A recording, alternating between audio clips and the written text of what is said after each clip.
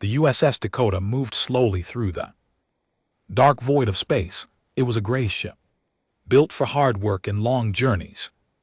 Not for showing off. There were no shiny gold plates or fancy lights on the outside. It looked like a tool, sturdy and reliable. Inside the bridge, Commander Paul Evans stood with his hands behind his back. He watched the main screen as a large planet came into view. It was covered in bright lights and tall spires that reached up toward the stars. This was the home world of the Krill Empire, the leaders of the Galactic Council. Humanity had waited a long time for this day. They were finally invited to join the group of advanced species that ruled the galaxy.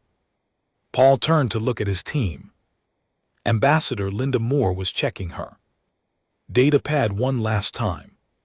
She wore a formal blue suit that looked sharp against the gray walls of the ship. She was nervous, but she hid it well. Beside her stood Jason Clark, a young aide who held a briefcase tightly. Jason was new to this kind of work, and his eyes were wide with wonder. Paul spoke softly to them. He told them to stay calm and to remember why they were here. This was not just a party, it was a test. If humans failed this test, they would be left alone in the dark again. Paul knew that humanity could survive alone, but joining the council meant trade, technology, and peace. It was worth the trouble. The ship began its descent toward the planet. The shaking was slight as the engines fought against gravity. Through the windows they could see the capital city. It was massive. Buildings floated in the air, held up by invisible forces. Rivers of light moved between the towers like traffic. It was beautiful, but it felt cold. There were no trees or parks visible, only metal and glass. The USS Dakota landed on a large platform made of white stone.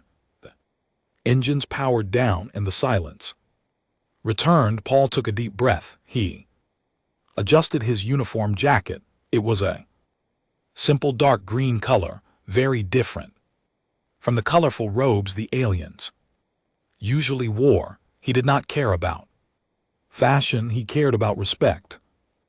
Airlock hissed open and a ramp extended down to the platform. A group of aliens waited for them. They were tall and thin, with skin that shimmered like silver. These were the Krill. They stood in perfect lines, not moving a muscle. Paul walked down the ramp first, followed by Linda and Jason. Their boots made loud sounds on the stone floor. The aliens did not blink. They just watched the humans approach. Paul stopped a few feet away from the leader of the group. He waited for them to speak first. It was a sign of respect, but also a test of patience. A figure stepped forward from the line. It was a female Krill, taller than the rest. She wore a robe of deep purple with gold patterns. This was Princess Vaya, the daughter of the Emperor. She looked down at Paul with eyes that had no warmth. She did not smile. She looked at humans the way person looks at a stray dog. She began to speak, and her voice was translated by the devices on their collars. She welcomed them to the Empire, but her words were sharp. She called humanity young and unstable. She said that the Council was here to guide them because they could not guide themselves. Linda Moore tightened her grip on her data pad, but she said nothing. Paul kept his face smooth like stone. Princess Vaya walked around Paul, inspecting him. She touched the fabric of his uniform with a long finger, as if checking for dirt.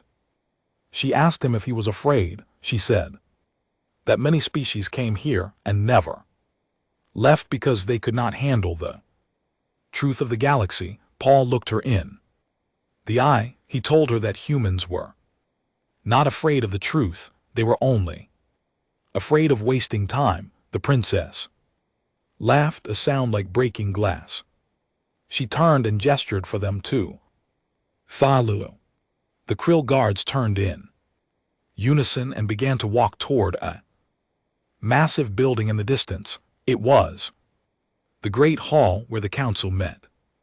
Paul signaled for Linda and Jason to follow him. They walked through the city streets. Other aliens watched them from the sidelines. Some whispered behind their hands, others just stared with curiosity. Humans were a rare sight. Here, most species thought humans were too violent to be allowed in polite society. Paul ignored the stares. He focused on the path ahead. He knew that the real challenge was waiting inside the great hall. The princess wanted to humiliate them before the other leaders. She wanted to show that humans were children who needed a babysitter. Paul knew he had to prove her wrong without losing his temper. He thought about the history of his people. He thought about the fights they had won against impossible odds. He was ready. The large doors of the great hall opened slowly, revealing a room filled with light and hundreds of alien faces. Paul stepped across the threshold, ready to face the galaxy. The great hall was even larger than it looked from the outside. The ceiling was so high that it disappeared into a soft glow. There were no lights visible, only a general brightness that came from the walls themselves. The floor was made of a smooth black material that reflected the faces of everyone standing on it. Hundreds of aliens filled the space. Some sat on floating chairs, while others stood on platforms that matched their height. The air smelled like ozone and strain spices. It was a mix of scents that Paul Evans did not recognize. He kept his face neutral as he walked to the assigned spot for the human delegation. Their table was small and placed in the edge of the room. It was far from the center where the main leaders sat. The chairs were low, forcing them to look up at everyone else. It was a clear message. Humans were not equals here. They were guests who should be seen and not heard. Linda Moore sat down gracefully. She smoothed her blue suit and placed her data pad on the table. Jason Clark stood behind them, holding the briefcase. He looked around with wide eyes. He had never seen so many different types of life in one place. Paul sat next to Linda. He rested his hands on the table and watched the crowd. The other aliens talked among themselves.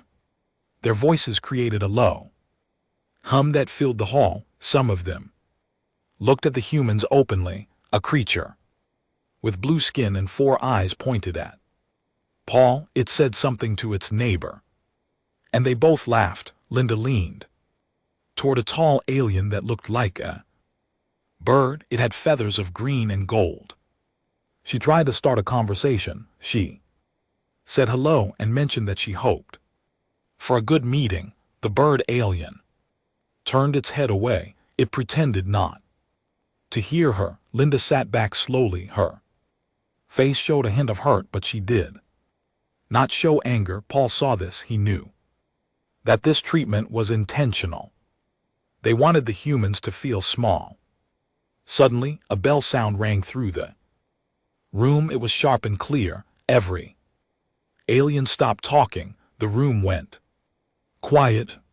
Princess Vea walked to the center platform. She stood higher than everyone else. The light focused on her, making her silver skin shine. She looked out at the crowd with a proud expression. She began to speak. Her voice was amplified so that every corner of the hall could hear her. She talked about the history of the Galactic Council. She said they had brought peace for thousands of years. She said that Before the council, the galaxy was full of chaos and fire. Paul listened.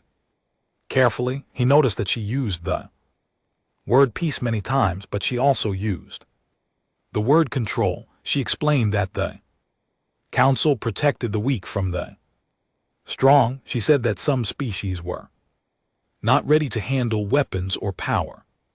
She paused and looked directly at the human table. The room seemed to hold its breath. She said that aggression was a disease. She said that young species often caught this disease when they first reached the stars. She implied that humans were sick. She said the council was the cure. The aliens in the room nodded in agreement. Some of them looked at Paul with pity. Others looked at him with fear. Linda Moore leaned closer to Paul. She whispered that this was not going well. She said they were being painted as villains before they could even speak. Paul nodded slightly.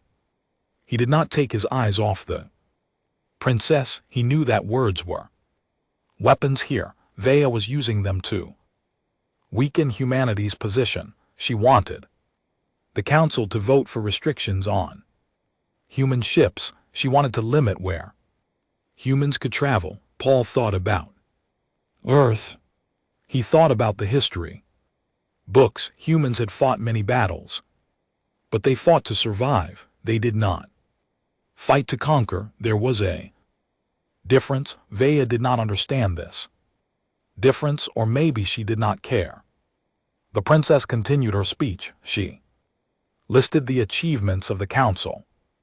They built trade routes. They stopped pirates. They mapped the dark sectors of space. She said that humanity could benefit from all of this, but there was a condition. Humanity had to prove they were safe. They had to show they could follow rules. The crowd murmured again.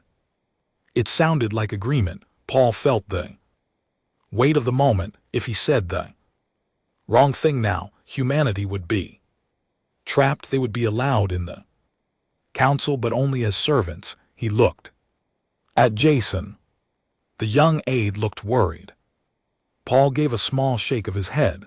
It was a signal to stay calm. Vaya finished her speech. She spread her arms wide. She said that now was the time for questions. She said that any member could ask the new guests about their history. She smiled at Paul. It was not a friendly smile. It was the smile of a hunter who had cornered prey. She said she was very curious about human history. She said she heard stories about their past. She wanted to hear the truth from their own mouths. The room turned toward the human table. Hundreds of eyes focused on Paul and Linda.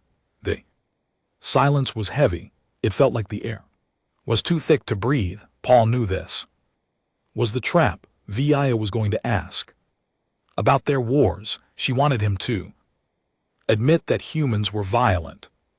She wanted to shame him in front of everyone. Paul took a slow breath. He was ready to answer. He just hoped the galaxy was ready to hear it. The silence in the great hall stretched out for a long time. It felt heavy, like a weight pressing down on everyone. Princess Vaya stood on her high platform and looked out at the crowd. She smiled again, but this time it was sharp and cold. She said that the floor was open for questions. She said that the council believed in transparency. She wanted the new members to be honest about their past. Her eyes moved across the room until they stopped at the human table.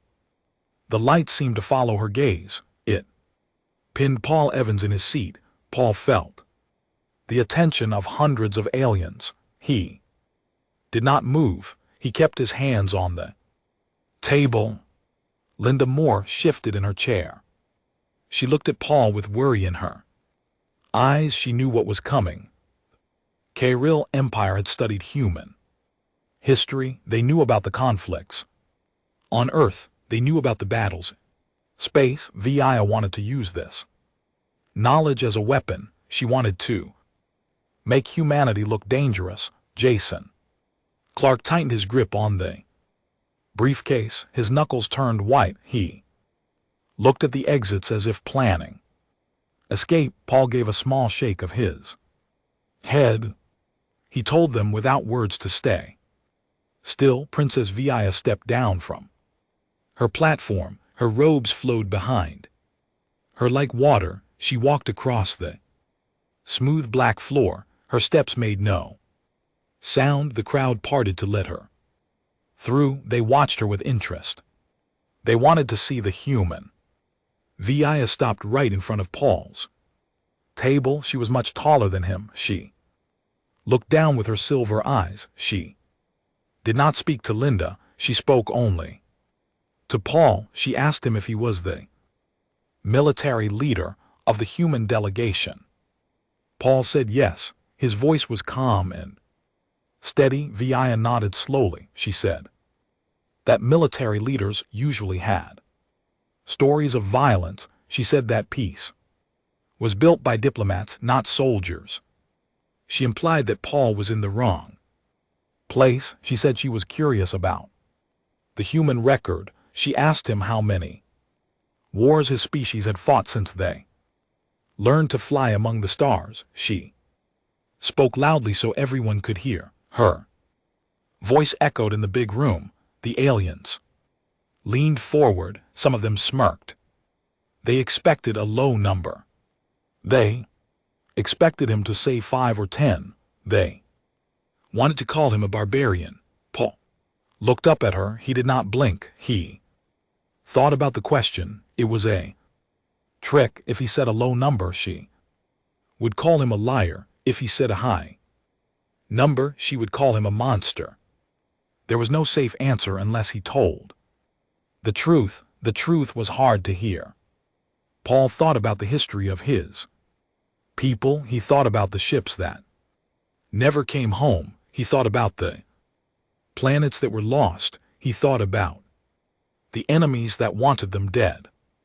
He remembered the faces of the soldiers who served under him. He remembered the silence after the battles ended. Linda Moore leaned in close. She whispered that he did not have to answer. She said they could claim diplomatic immunity.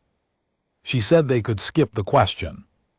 Paul shook his head slightly. He told her that hiding the truth was worse. He said that humans did not hide from their past. He said that shame was for those who did wrong without reason. Humans fought for survival. There was a difference. Linda sat back. She saw the resolve in his eyes. She knew he had made up his mind. She straightened her suit and prepared to support him. Jason Clark looked nervous. He checked the data pad on the table. He was looking for protocol rules. He wanted to find a way to stop this, but there were no rules for this kind of insult. The council allowed the hosts to question the guests. It was tradition. Paul placed his hand on the table. He pushed his chair back slightly. The sound of the legs scraping the floor was loud in the quiet room. He stood up slowly. He was not as tall as the princess, but he stood straight. He looked like a solid rock in a storm. Princess Via smiled wider. She thought she had won. She thought he was standing to surrender. She crossed her arms over her chest. She waited for him to speak. The room was completely still. No one whispered. No one moved. Even the air seemed to stop flowing. Paul looked at Via. Then he looked at the rest of the council. He saw the judgment in their faces. He saw the fear in some of them. He knew that his words would change everything. He took a deep breath. He filled his lungs with the strange air of the alien world. He was ready to speak. He was ready to tell them the real story of humanity. The moment hung in the air, waiting for the number that would shock them all. Paul Evans spoke the number clearly. He said 99. His voice was not loud, but it carried through the great hall without help from the microphones. The sound was flat and hard. It hit the walls and bounced back. For a second nobody moved. Then Princess Via laughed. It was a sharp sound that echoed in the quiet room. She looked at the other aliens and smiled. She thought this was the proof she needed. She thought this number showed that humans were violent and crazy. She opened her mouth to speak again, to mock him for the high number, but Paul did not sit down. He raised one hand. It was a simple gesture, but it stopped her. Paul began to speak again before the princess could say a word. He told them that the number was high, but the context mattered. He said that humanity did not fight for land or gold. He said they did not fight to conquer neighbors. He explained that every single one of those 99 wars was fought for survival. He said that in each case, an enemy came to human space with the goal of extinction. He said humans did not start the fights, they finished them. The room grew quieter. The aliens stopped whispering. They began to listen. Linda Moore sat very still. She watched Paul speak. She saw the strength in his posture. Jason Clark stopped looking at the exits. He stood tall behind the table. Paul continued his explanation. He listed some of the enemies they had faced. He spoke of rogue machines that wanted to delete all biological life. He spoke of raiders who burned planets for fun. He said the council knew about some of these threats. He said the council usually chose to hide behind barriers and ignore the problem. He said humanity chose to stand in the way. He looked directly at Princess Via. He told her that humans did not have the luxury of peace. They had to build it with fire and steel. The princess stopped smiling. Her face became stiff. She did not like being corrected in front of her people.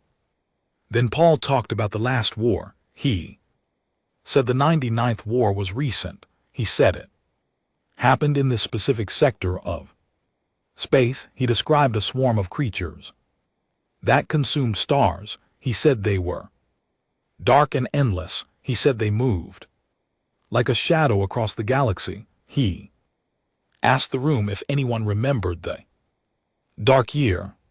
Some of the older aliens shifted in their seats. They remembered the Kariel Empire had closed their borders during that time. They had hidden their fleet. They had let the outer systems burn. Paul said that humanity had no place to hide. Earth was in the path of the swarm, so they fought. Paul said the human fleet was small compared to the swarm. He said they lost many ships. He said many good people died in the dark, but he said they pushed the swarm back. He said they broke the enemy will. He looked around the room at the wealthy diplomats. He told them that the reason the Great Hall was still standing was because of human blood. He said the peace they enjoyed was bought by human soldiers. He said the sector was safe now because humanity won the 99th war. The air in the room felt heavy. It was hard to breathe. The aliens looked at each other. They realized the truth. They were not judging a barbarian. They were judging a shield. Princess Via took a step back. Her silver skin looked pale under the lights. She had no words to say. Her plan to shame the humans had failed. Instead, she had shamed her own people. She had claimed humans were unstable children, but Paul had shown that they were the adults in the room. They were the ones doing the hard work. The council members looked down at their tables. Some could not meet Paul's eyes. They felt shame. They had lived in comfort while humans fought in the dark. The laughter was gone, the smirks were gone, there was only silence. It was a deep and heavy silence. It was the sound of respect being born. Linda Moore let out a slow breath. She had been holding it for a long time. She looked at Paul with pride. She knew this was risky, but it was necessary. Jason Clark loosened his grip on the briefcase. He looked around the room. The aliens were not looking at them with pity anymore. They were looking with fear and awe. Paul finally lowered his hand. He did not say anything else. He did not need to. The truth was enough. He stood there in his simple green uniform. He looked like the only real thing in a room full of decorations. The princess opened her mouth, but no sound came out. She had lost control of the room. The great hall remained silent, waiting for the next move. The power had shifted from the throne to the human table.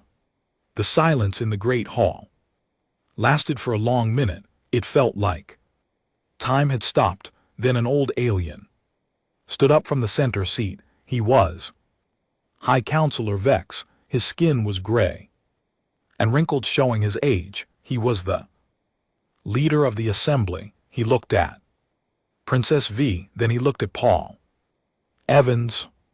He raised a hand to signal the end of the quiet. He said that the truth was often hard to hear. He said that the council had forgotten what true danger looked like. They had lived in comfort for too long. He thanked Commander Evans for his honesty. Princess V stepped forward. She looked angry. She tried to speak. She said that humans were still dangerous. She said that having so many wars made them unstable. High Counselor Vex turned to her. His voice was firm. He told her to be silent. He said that survival was not a crime. He said that hiding from danger was the real weakness. The princess closed her mouth.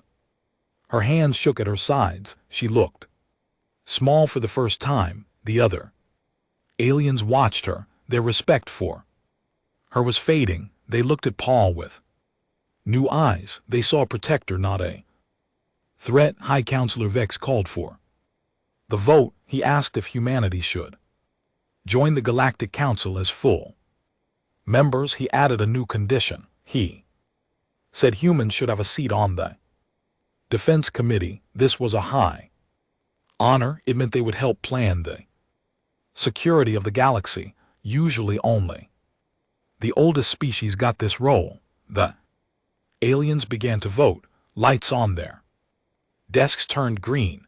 One by one the room filled with green light. There were no red lights. The vote was unanimous. Humanity was in. The crowd did not cheer. They stood up instead. It was a formal sign of respect. Paul Evans nodded to the counselor. He did not smile. He said that humanity did not want special honors. He said they would do their duty because it was right. He said they fought to protect their homes, and now they would help protect the galaxy. But he made it clear that humans would not be ordered around. They were partners, not servants. High Counselor Vex bowed his head. He accepted the terms. The meeting was over. The guards moved to open the large doors. Paul turned to leave. He signaled for Linda and Jason to follow. As they walked toward the exit, the crowd parted. In the beginning, the aliens had stared and whispered. Now they stepped aside. Quietly, they made a path for the humans. Some of the dignitaries nodded. As Paul passed, a few even placed their hands over their hearts. It was a gesture of peace and honor. Paul walked with his head high. He did not look at the princess. She stood alone near her platform. No one was standing near her anymore. She was left in the shadow of her own arrogance. Linda Moore walked beside Paul. She whispered that they had Done it, she said. She was proud of him. She said the way he spoke changed everything. Paul said it was not about him, it was about the people who fought before him. He said the number 99 represented lives lost. He said he spoke for them. Jason Clarke walked behind them. He held the briefcase loosely now. He looked relaxed. He smiled at a passing alien. The alien smiled back. The fear was gone. The hostility was gone. The USS Dakota waited for them. Outside, they walked out into the cool air of the capital planet. The white stone platform was quiet. The sky was dark with stars. The ship waited with its ramp down. The KRWL guards stood at attention. This time they saluted as the humans passed. Paul stopped at the bottom of the ramp. He looked back at the great hall. The lights were still shining inside. He knew the work was not done. Joining the council was just the beginning. There would be more threats. There would be more hard choices, but humanity would face them together. Paul walked up the ramp and into the ship. The airlock hissed shut behind them. The familiar smell of recycled air and metal welcomed them home. Linda took off her formal jacket. She sat down on the bridge chair. Jason began to pack away the data pads. Paul stood at the front window. He looked out at the planet below. It was beautiful, but he knew it was fragile. Peace was not a gift. It was something you had to keep safe. He touched the glass of the window. He thought about Earth. He thought about the next mission. The engines of the USS Dakota began to hum. The ship lifted off the platform. It moved smoothly into the black sky. The stars grew brighter as they left the atmosphere. Paul watched them appear. He felt calm. He knew the galaxy was vast and dangerous, but humanity was no longer alone. They had a voice now. They had a seat at the table. And if anyone forgot what humans were capable of, Paul knew he could remind them. He turned away from the window. He told the crew to set a course for home. The ship jumped into faster than light speed. The stars stretched into lines of light. They were going home, but they would be back. The galaxy knew their name now, and they would not forget it.